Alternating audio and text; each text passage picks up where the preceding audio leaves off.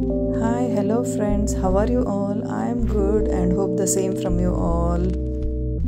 ఈరోజు మీ అందరికీ ఒక మంచి రెసిపీ చూద్దాం రండి. మరి అదే పన్నీర్ బిర్యానీ అండి. దీనికోసము కావాల్సిన వెజిటబుల్స్ అన్నీ ఆలు, క్యారెట్, ఆనియన్, క్యాప్సికమ్ అన్నీ తీసుకొని plus ginger garlic paste, whole spices అన్నీ యాడ్ చేసుకొని పెరుగు, కర్డ్ ప్లస్ గరం మసాలా ఇవన్నీ వేసి కలిపి సాల్ట్, పసుపు, కొంచెం కారము ఇవన్నీ కలుపుకొని అలాగే వదిలేసి ఒక హాఫ్ అన్ అవర్ అట్లా వదిలేసేయాలి.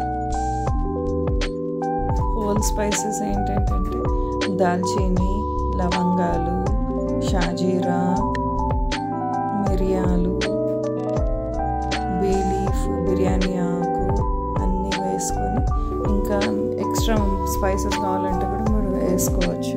మేము ఎక్కువ స్పైసీ తినం కాబట్టి మినిమం వేసుకున్నాను. దాంతోపాటు ఒక పెద్ద స్పూన్ ఘీ వేసి అన్నీ కలిపి మ్యారినేట్ చేసి ఒక 15 to 20 minutes అలాగే వదిలేసేయాలి. ఇది మ్యారినేట్ చేసి అలాగే ఒక హాఫ్ అన్ అవర్ పక్కన పెట్టేసి ఇంతలోపు బాస్మతి రైస్ లేదా నార్మల్ సోనా మసూరి ఏ రైస్ అన్నా తీసుకొని చక్కగా 2-3 సార్లు కడిగి నానబెట్టి పక్కన వాటర్లో మళ్ళీ కొన్ని హోల్ స్పైసెస్ వేసి అందులో ఈ బాస్మతి రైస్ వేసి 70% అలా ఉడికించుకోవాలి.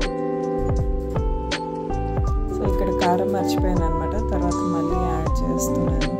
ఇంకా దాంతోపాటు జీడిపప్పు, బాదాం అవి కూడా వేసాను. ప్లస్ పన్నీర్ అన్నాను కదా, పన్నీర్ ఏం చేశానంటే 250 grams పన్నీర్లో ఆల్మోస్ట్ 200 grams పన్నీర్ ఇందులోనే మ్యారినేషన్లో కలిపాను. ఇంకా 50 grams అలాగే పెట్టి ఫ్రై చేసి పైన యాడ్ చేద్దామని కొంచెం అలాగే ఉంచాను.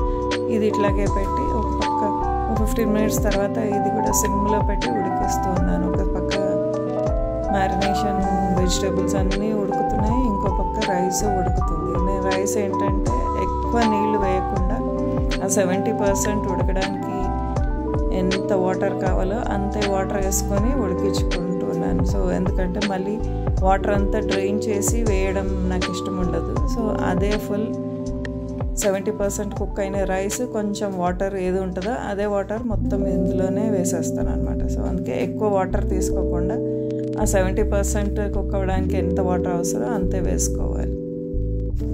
ఇక్కడ వెజిటేబుల్స్ కూడా ఒక 50% కుక్ అయ్యాయి అనగానే ఈ రైస్ నేను ఇంకా డైరెక్ట్ అట్లాగే విత్ వాటర్ తోటే వెజిటేబుల్స్ పైన అంతా వేసేస్తున్నాను. అంతా ఒక లేయర్ లాగా వేసి బాగా స్ప్రెడ్ చేయాలన్నమాట. తర్వాత గ్యాస్ చాలా లోలో పెట్టి మొత్తం దమ్కి పెట్టుకోవాలి. పైన ఒక లేయర్ ఆఫ్ మంచి మళ్ళీ ఘీ.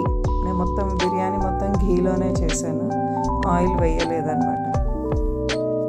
రైస్ యాడ్ చేసిన తర్వాత ఒక స్పూన్ ఘీ వేసి అంతా స్ప్రెడ్ చేస్తున్నాను. ఒకటే దగ్గర ఘీ ఉండకుండా పైన అంతా ఈక్వల్గా స్ప్రెడ్ అయ్యేలాగా చేశాను.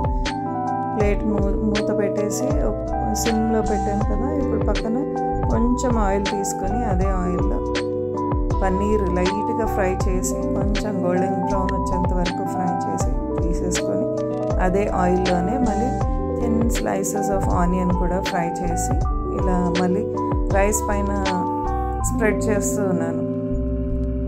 ఇక్కడ చూడండి, ఫ్రై చేసుకున్న ఆనియన్స్ అంత రైస్ పైన ఈవెన్గా స్ప్రెడ్ చేసి ఆ తర్వాత ఫ్రైడ్ పన్నీర్ కూడా వేసేసి ఆ తర్వాత కొత్తిమీరతోటి గార్నిష్ చేసుకోవాలి. పుదీనా కూడా వేసుకోవచ్చు, నా దగ్గర పుదీనా లేదని ఆ రోజు ఇటు కొత్తిమీర ఒకటి వేసి స్ప్రెడ్ చేసి ప్లేట్ టైట్గా మూత పెట్టేసి దమ్కి ఒక 15-20 minutes అలాగే పెట్టేసేయాలి. కావాలంటే ఇంకా కొంచెం వాటర్ అవసరం అనిపిస్తే పైనుంచి వేయచ్చు, కానీ నేను ఘీ యాడ్ చేశాను కాబట్టి వాటర్ వేయాల్సిన అవసరం లేదు. ఆ ఘీలోనే మంచిగా కుక్ అవుతుంది అన్నమాట. అండ్ మంచి టేస్ట్ కూడా వస్తుంది ఘీ వేస్తే. నేను గ్లాస్ లిడ్ పెట్టలేదు, ఎందుకంటే దానికి చిన్న ఓపెనింగ్ హోల్ ఉంటుంది కాబట్టి స్టీల్ ప్లేట్ పెట్టి మూత పెట్టాను. సో దట్ వేపర్ అంతా బయటకు రాకుండా ఉంటుంది అని, దమ్ బాగా అవుతుంది అని. సో 15-20 minutes తర్వాత చూస్తే చూడండి ఎంత మంచి ఫ్లఫీగా ఉండే బిర్యానీ, పన్నీర్ బిర్యానీ రెడీ అయిపోయింది. యమ్మీ ట్రై చేయండి. మరి మీకు కానీ వీడియోలో నచ్చినట్లయితే లైక్, షేర్, సబ్స్క్రైబ్ చేసుకోవడం మాత్రం మర్చిపోకండి. బాయ్ మరి. Bye, take care. Thank you for watching. Thank you for your time. Subscribe to my channel.